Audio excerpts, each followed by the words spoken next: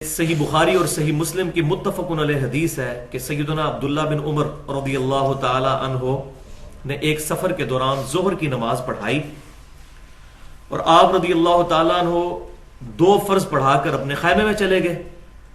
تو بعد میں لوگ سنتیں ادا کرنے لگے تو عبداللہ بن عمر رضی اللہ تعالی عنہما نے پوچھا کہ یہ لوگ کیا پڑھ رہے ہیں؟ تو بتایا گیا کہ یہ نوافل یعنی سنتیں ادا کر رہے ہیں، سنت مؤکدہ. تو ابن عمر رضی اللہ تعالیٰ عنہ نے فرمایا کہ اگر نوافل ہی ادا کرنے ہوتے تو میں فرض نہ پورے پڑھ لیتا. میں نبی صلی اللہ علیہ وآلہ وسلم کے ساتھ رہا، سیدنا ابو بکر، سیدنا عمر، عثمان رضی اللہ عنہم اجمعین کے ساتھ رہا. ان میں سے کسی کو بھی میں نے سفر کے دوران دو فرض سے زیادہ پڑھتے ہوئے نمازوں میں نہیں دیکھا.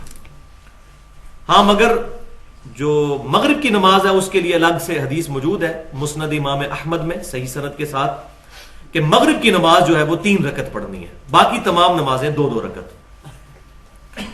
صحیح بخاری اور مسلم کی ایک اور حدیث ہے متفق علیہ کہ عبداللہ بن عمر رضی اللہ تعالی عنہما کہتے ہیں کہ میں نبی صلی اللہ علیہ وسلم کے ساتھ سفر میں رہا یہاں تک کہ آپ صلی اللہ علیہ وسلم دنیا سے تشریف لے گئے. پھر میں سیدنا ابو بکر صدیق رضی اللہ تعالیٰ عنہ کے ساتھ سفر میں شریک رہا حتیٰ کہ اللہ تعالیٰ نے انہیں بھی موت دے دی.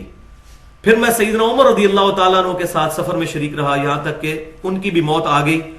پھر میں سیدنا عثمان غنی رضی اللہ تعالیٰ عنہ کے ساتھ بھی سفر میں شریک رہا یہاں تک کہ اللہ تعالیٰ نے ان کو دنیا سے اٹھا لیا.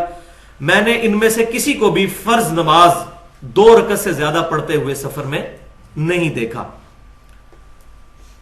اور ان کے علاوہ اور رکعتیں جو ہیں ساتھ نوافل سنت مؤکدہ وہ پڑھتے ہوئے نہیں دیکھا.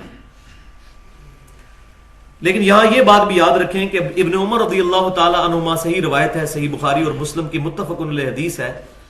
وہ کہتے ہیں کہ نبی صلی اللہ علیہ وسلم سفر کے دوران فرض نماز سواری سے اتر کر زمین پر پڑھا کرتے تھے، جبکہ آپ صلی اللہ علیہ وسلم نفلی نماز تہجد اور وتر وغیرہ سواری پر ہی ادا فرمایا کرتے تھے اور رکوع اور سجدوں کے لیے اشارہ فرمایا کرتے تھے، اور اس میں قبلے کا بھی اہتمام نہیں کرتے تھے. سواری جہاں جہاں مڑتی جاتی آپ صلی اللہ علیہ وسلم اسی طرح نماز پڑھتے چلے جاتے. تو اس حدیث سے یہ بات پتہ چلی کہ نبی صلی اللہ علیہ وآلہ وسلم سفر میں نوافل بھی ادا فرمایا کرتے تھے. اچھا، اب یہ نوافل کون سے تھے؟ یہ وہ نوافل نہیں ہے جو فرض نماز کے ساتھ سنت مؤکدہ ہوتی ہیں، بلکہ اس کے علاوہ نوافل ہیں. لیکن اس سے کم از کم یہ ثبوت ضرور مل گیا کہ سفر کے دوران نوافل پڑھے جا سکتے ہیں، یہ جائز ہیں، نبی صلی اللہ علیہ وسلم سے پڑھنا ثابت ہے. اور یہاں یہ بھی حدیث یاد رکھیں جو سنن ابی داؤد کے اندر صحیح سند کے ساتھ موجود ہے کہ امام کائنات سید الاولین والآخرین شفیع المذنبین رحمت للعالمین سیدنا و مولانا امام اعظم محمد رسول اللہ صلی اللہ علیہ وسلم نے فرمایا کہ قیامت والے دن جب کسی کے فرض کم پڑ جائیں گے نامہ اعمال میں اور اس کے فرضوں میں کوتاہی ہوگی تو اللہ تعالیٰ فرشتوں سے فرمائے گا اس کے نوافل دیکھو، اور اگر نوافل موجود ہوئے تو ان کو فرضوں کے بدلے تول کر اللہ تبارک و تعالیٰ اس پر رحم فرمائے گا. تو یہ نفلی عبادات جتنی ہیں ان کو معمولی نہیں سمجھنا چاہیے.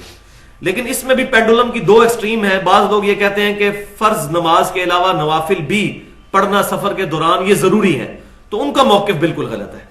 یہ آپشنل ہے، اگر کوئی پڑھ لیتا ہے تو ثواب ہے، اگر کوئی نہیں پڑھتا تو کچھ گناہ نہیں ہے. لیکن پریفریبل یہی ہے کہ نوافل ساتھ نہ پڑھے جائے.